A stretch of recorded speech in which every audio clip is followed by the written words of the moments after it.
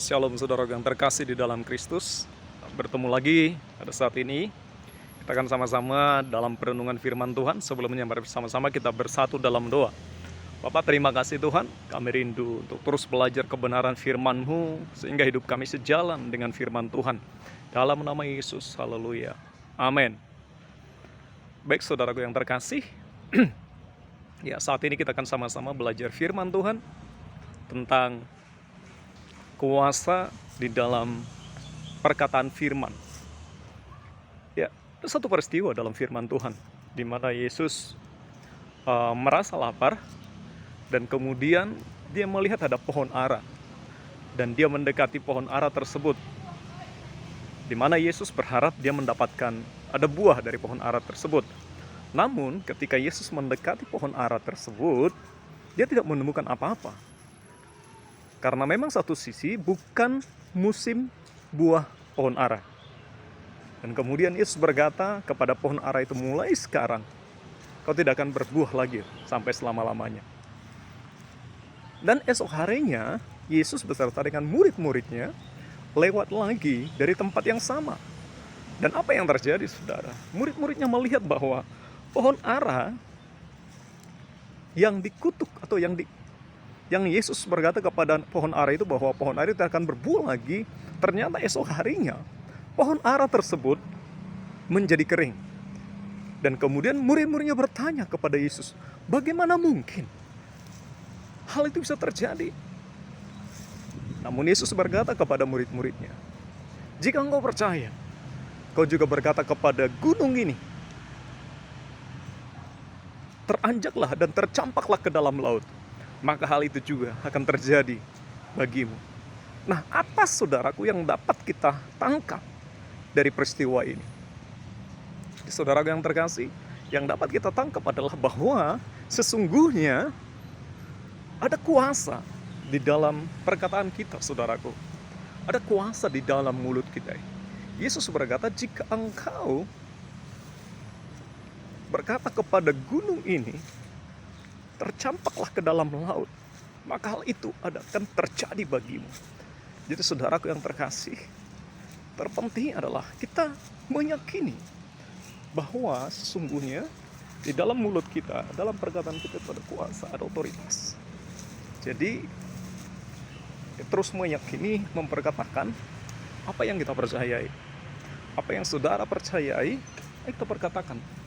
Karena ada kuasa di dalam perkataan kita. Ya, jadi yakinilah kan perkataan kita saudara, ya, kan apa yang kita perkatakan ada kuasa di dalamnya, ada kuasa di dalam perkataan firman yang ketika kita mengucapkannya, kita meyakini hal itu akan terjadi. Jadi saudaraku, apapun kondisi, keadaan yang saudara sedang hadapi hari-hari ini, mari terus yakini, perkatakan firman Tuhan, yakini apa yang firman Tuhan katakan, percaya hal itu, maka sesuatu pasti terjadi. Nah, ketika keadaan yang kita hadapi, yang kita jalani, mungkin tidak seperti yang kita harapkan. Ya, keadaan yang kita jalani tidak seperti yang kita inginkan. Ada kondisi di mana mungkin kita mengalami kelemahan secara fisik, mungkin juga mengalami kelemahan dalam hal iman kita juga. Apa yang harus kita lakukan? Ayo belajar memperkatakan firman Tuhan. Belajar meyakini firman Tuhan. Apa kata firman dalam hidup saya dan saudara? Apa kata firman dalam kondisi kita? Dan kemudian berkatakan hal tersebut. Yesus berkata,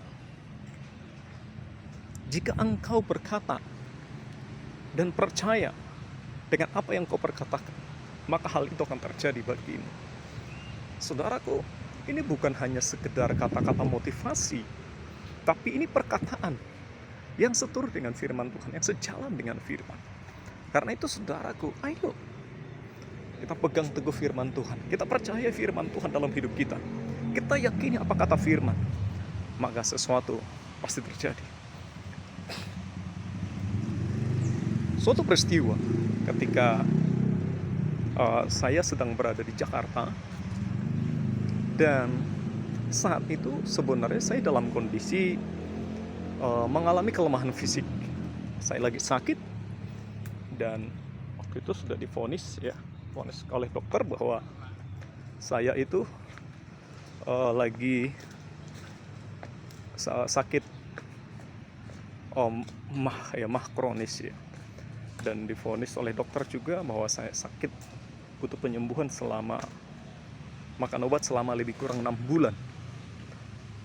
Dan kemudian saudaraku yang terkasih, ketika itu saya mendengarkan ada seorang hamba Tuhan menyampaikan firman Tuhan bahwa apakah engkau mau sembuh dengan obat atau karena kuasa Tuhan, karena kuasa firman.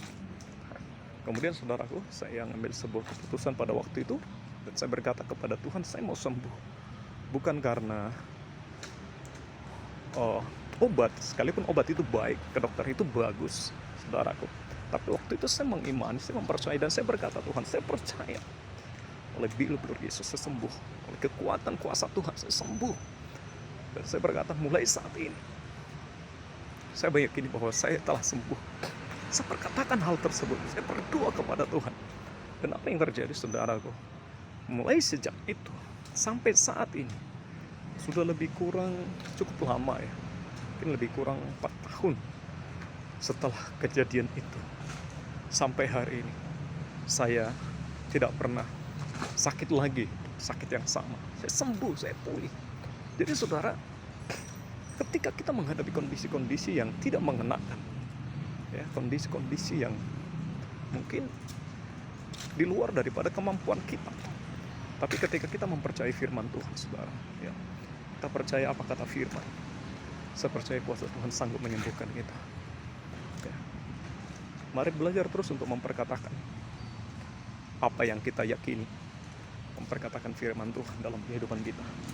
Kita percaya mujizat Tuhan akan mengikuti apa yang kita yakini, firman Tuhan yang kita yakini.